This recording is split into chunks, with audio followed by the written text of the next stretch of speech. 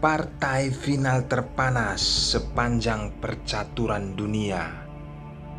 Rashid Nesmedinov versus Efim Geller, URS Championship Ukraina 1954. Dahsyatnya jual beli serangan yang dilakukan oleh kedua pemain membuat perhatian pecatur dunia terpaku dalam pertandingan ini. Ambil ilmunya teman-teman dan siapkan konsentrasi tinggi. Langsung saja, Rashid Nesmedinov menggunakan bidak putih dan Efim Geller menggunakan bidak hitam. Selamat menyaksikan.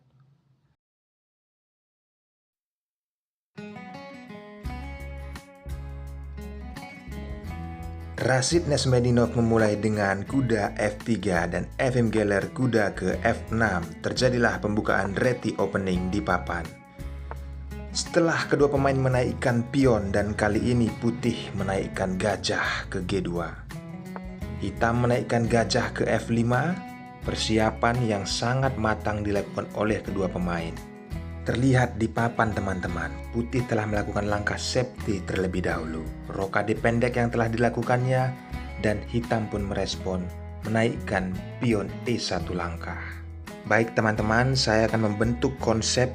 Kalian harus berkonsentrasi dan saya akan memandu tujuan dari kedua pemain.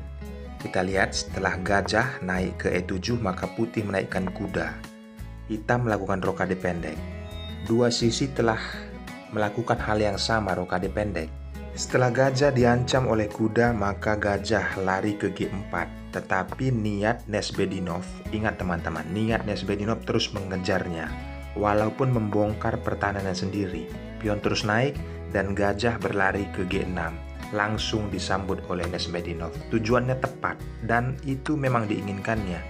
Makanya dia sedikit melakukan hal yang tidak biasa ya teman-teman, menaikkan pion, mengincar gajah petak putih yang dimiliki oleh Efim Geller.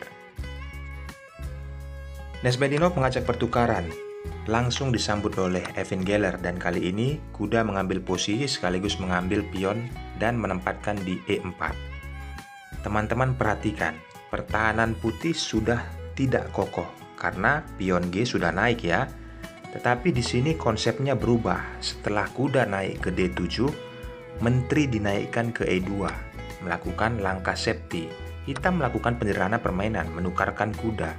Kali ini gajah mengambil posisi untuk mengadakan skak di H2 nantinya.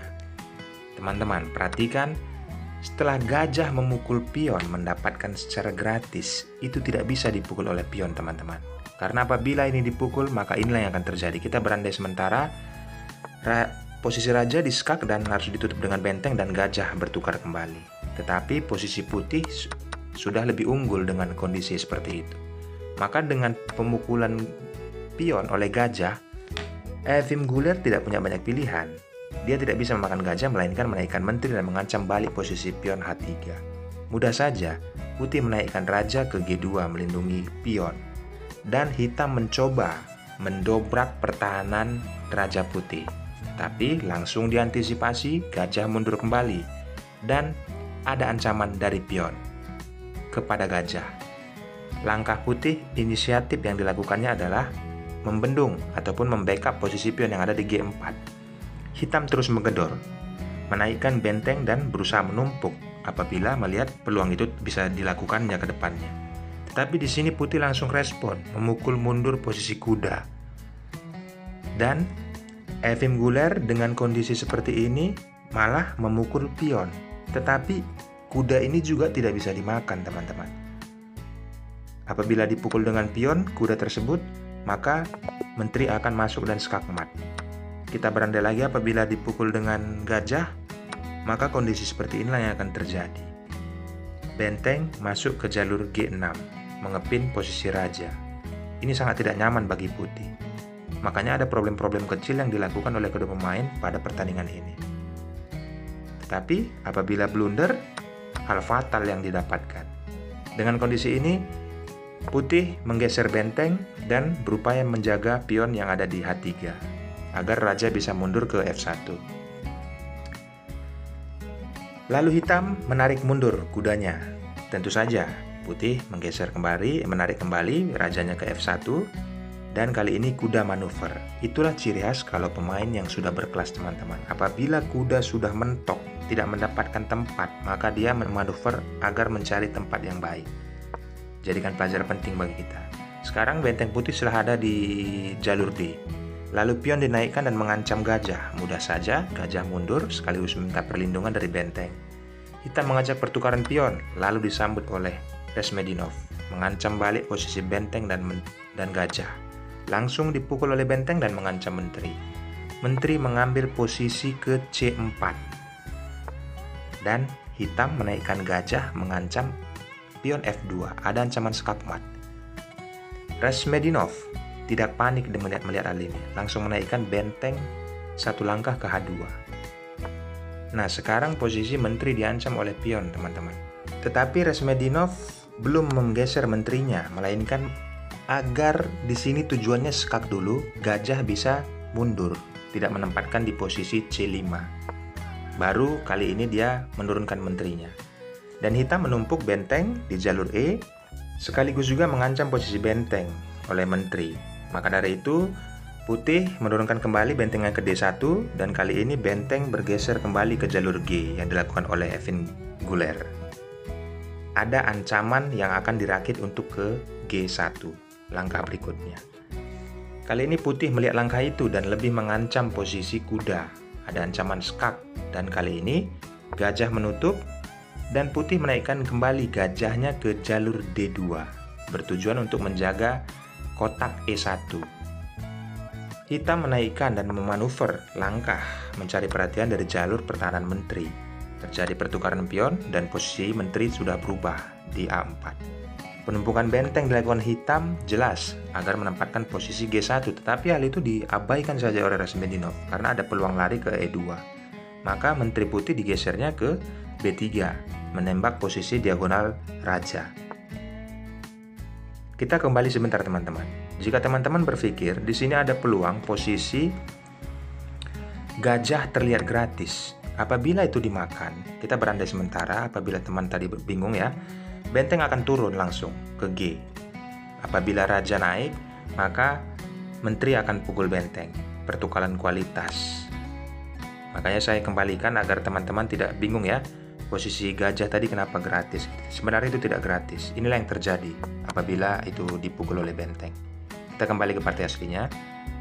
Dengan kondisi seperti ini, putih memindahkan menterinya diagonal untuk raja hitam, tetapi hitam tetap saja menurunkan bentengnya ke G1. Mudah saja raja bergeser, lalu menteri digeserkan kembali ke F6 oleh hitam.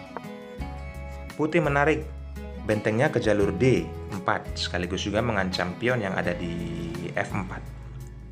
Pion diancam dua kali, diancam gajah, diancam benteng. Dan jelas itu tidak terkawal lagi, teman-teman. Maka hitam menaikkan pion dan mengancam benteng. Kali ini menteri turun, skak, dan raja naik ke H7. Langkah berikutnya putih jelas mengambil pion dan mengancam menteri. Lalu menteri berlari dan skak kepada raja putih ditutup oleh pion ke C4, lalu gajah mengepin posisi benteng dan menteri. Mudah saja, teman-teman. Resmedinov tidak panik dengan hal ini karena ada peluang skak. Inilah langkah dilakukannya.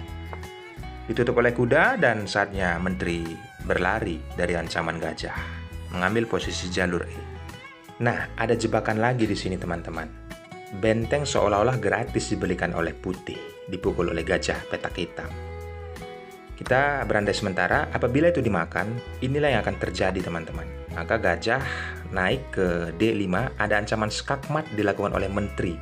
Tidak ada yang bisa membendung hal itu. Apapun yang dilakukan oleh hitam, tidak akan bisa menyelamatkan rajanya. Makanya dia seolah-olah memberikan benteng secara gratis, tapi hal itu bisa dipahami oleh Evin Guler. Kita berandai, apabila benteng menutup, langsung dipukul saja. Dipukul menteri, ya sudah. Semakin menderita hitam.